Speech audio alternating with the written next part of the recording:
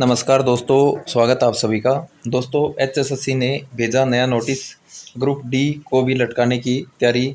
बहुत सारे साथियों के मैसेज आ रहे हैं कि तैयारी करने का कोई फ़ायदा नहीं है, तुक्का चलेगा। हरियाणा के युवाओं के साथ हो रहा है घोर शोषण। क्या नई अपडेट है और क्या मैसेज आ रहे हैं, रियल में क्या है? यदि आप कंप्लीट डिटेल जानना चाहते हैं तो वीडियो को लास्ट तक ज़रूर देखें। इससे पहले यदि आप इस चैनल पर नए हैं तो चैनल को सब्सक्राइब ज़रूर करें और इस वीडियो को लाइक भी ज़रूर करें। तो चलिए दोस्तों, शुरू कर लेते हैं आज की वीडियो। सबसे पहले मैं आपको नोटिस दिखा देता हूँ क्या है। तो दोस्तों, ये नोटिस शायद आपने देख भी लिया होगा। थोड़ी चीज़ें डिटेल से मैं आपको बताने वाला हूँ क्या चीज़ है। 21 और 22 अक्टूबर को आपका ग्रुप डी भर्ती का एग्ज़ाम होने वाला है। तो इसमें ये बताया जा रहा है कि 4 शिफ्टों में एग्ज़ाम होगा। तो उन सब शिफ्टों का लेवल मेंटेन करने के लिए नॉर्मलाइजेशन का फॉर्मूला अडॉप्ट किया जा रहा है। और वो फार्मूला कैसे लगाया जाएगा?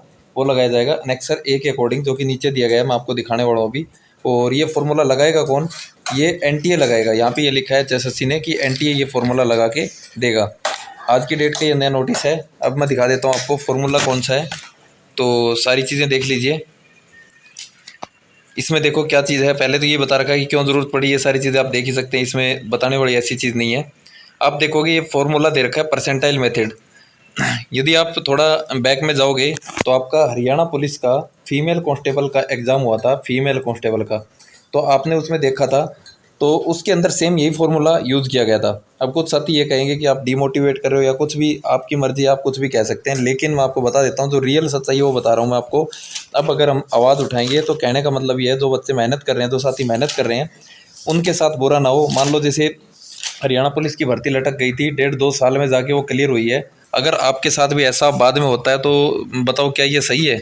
तो इसकी बजाय अगर हम पहले ही इसके बारे में आवाज़ उठा लेते हैं और ये चीज़ें सही हो जाती है तो मेरे हिसाब से सही रहेगा। क्यों रहेगा? देखो इसमें क्या है, इन्होंने फार्मूले का तरीका बताया है और इस फार्मूले में कहीं पे भी सोशियो इकोनॉमिक के नंबर का जिक्र नहीं किया गया है।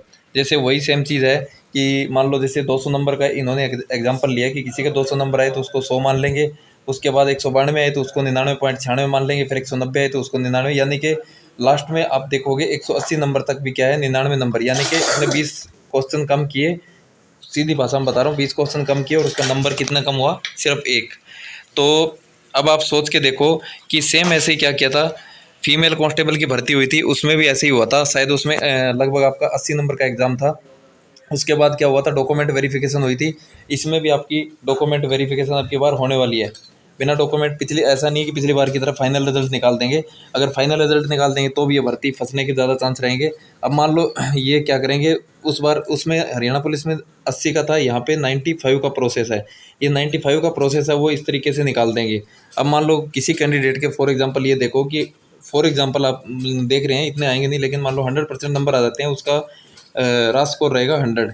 दूसरा कैंडिडेट है जिसके 180 नंबर, यानी कि उसके 100, एक तरह से हम देख सकते हैं कि उसके 20 नंबर कम आए हुए हैं।